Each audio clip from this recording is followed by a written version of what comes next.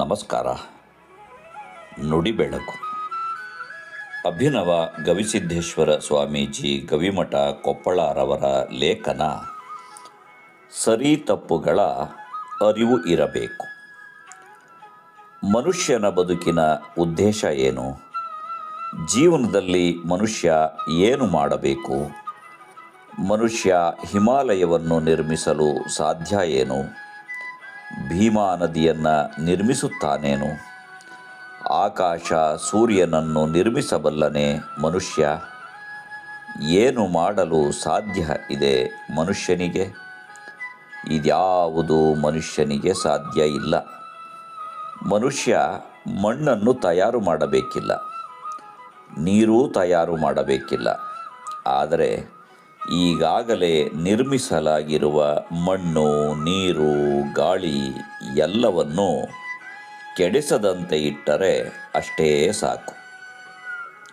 ಅದೇ ಮನುಷ್ಯ ಮಾಡಬೇಕಾದ ಕರ್ತವ್ಯ. ಪರಿಸರವನ್ನು ಕೆಡಿಸದಂತೆ ಬದುಕಿ, ಅದೇ ಮನುಷ್ಯನ ಸಾರ್ಥಕತೆ, ಅದೇ ಜೀವನದ ಉದ್ದೇಶ. ಈ ಜೀವ ಜಗತ್ತಿಗೆ ಬಂದ ಮೇಲೆ ಸುಂದರವಾದ ಜೀವನವನ್ನು ಕಟ್ಟಿಕೊಂಡು ಜೀವನದ ಯಾತ್ರೆ ಮುಗಿಸಬೇಕು. ಜೀವನದಲ್ಲಿ ಸಂತೋಷವಾಗಿರಬೇಕು. ಸ್ವಲ್ಪ ಹೆಚ್ಚು ಕಡಿಮೆ ಆಗುತ್ತೆ, ಅದನ್ನು ಸಹಿಸಿಕೊಳ್ಳುವ ಮನಸ್ಥಿತಿ ಇರಬೇಕು. ಬೆಳಿಗ್ಗೆ ಎದ್ದ ತಕ್ಷಣ ಮುಖ ಒಣಗಿಸಿಕೊಂಡು ಕುಳಿತುಕೊಳ್ಳಬಾರದು. ತಲೆ ಮೇಲೆ ಕೈ ಹೊತ್ತು ಕುಳಿತುಕೊಂಡವರನ್ನು ನೋಡಿದರೆ ಇಡೀ ರಾಜ್ಯದ ಸಾಲವೆಲ್ಲ ಇವನ ತಲೆ ಮೇಲೆಯೇ ಇದೆಯೇನೋ ಎಂಬ ಭಾವನೆ ಬರುತ್ತದೆ. ಜೀವನದಲ್ಲಿ ಸಂತೋಷವಾಗಿ ಇರುವುದನ್ನು ಕಲಿಯಬೇಕು. ಜೀವನದಲ್ಲಿ ಆನಂದ ಇರಬೇಕು, ಅಂದರೆ ಐಶ್ವರ್ಯ ಇರಬೇಕು.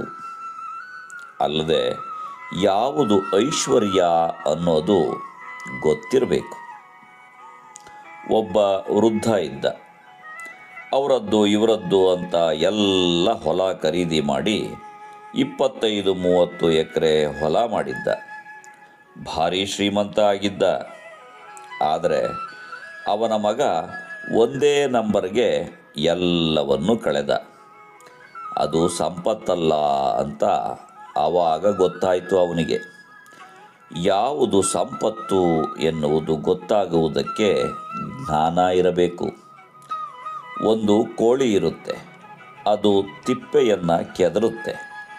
ಕಸ ತುಂಬಿದ ತಿಪ್ಪೆಯಲ್ಲಿ ನೀವು ಬಂಗಾರದ ಆಭರಣ ಹಾಕಿದರೂ ಅದನ್ನು ಮುಟ್ಟೋದಿಲ್ಲ.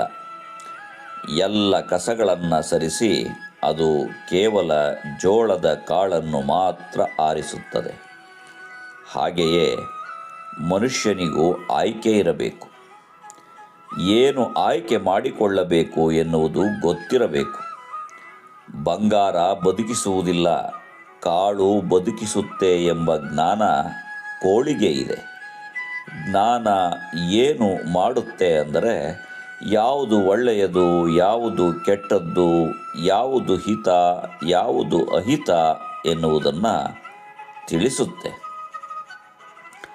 ನಮ್ಮ ಬದುಕು ಯಾಕೆ ಕೆಟ್ಟಿದೆ ಅಂದರೆ ಸರಿ ತಪ್ಪು, ಒಳ್ಳೆಯದು ಕೆಟ್ಟದ್ದು ಯಾವುದು ಅನ್ನೋದು ನಮಗೆ ಗೊತ್ತಿಲ್ಲ. ಈಗ ನೀವು ನಿಮ್ಮ ದೇಹಕ್ಕೆ ಏನಾದರೂ ಆದರೆ ಸ್ಕ್ಯಾನ್ ಮಾಡಿಸ್ತೀರಿ, MRI ಸ್ಕ್ಯಾನ್ ಮಾಡಿಸ್ತೀರಿ.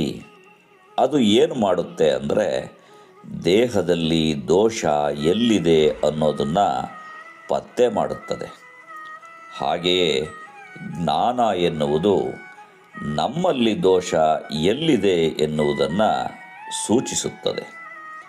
ನಮಗೆ ಜ್ಞಾನ ಇದೆ ಎಂದು ನಾವು ಅಂದುಕೊಂಡಿದ್ದೇವೆ. ಆದರೆ ಸರಿ ತಪ್ಪುಗಳ ನಡುವಿನ ವ್ಯತ್ಯಾಸ ನಮಗೆ ಗೊತ್ತಿಲ್ಲ. ಮನುಷ್ಯ ಜ್ಞಾನವನ್ನು ಹೊಂದಬೇಕು, ಸುಖವಾಗಿ ಬದುಕಬೇಕು. ನಮಸ್ಕಾರ. ಧನ್ಯವಾದಗಳು.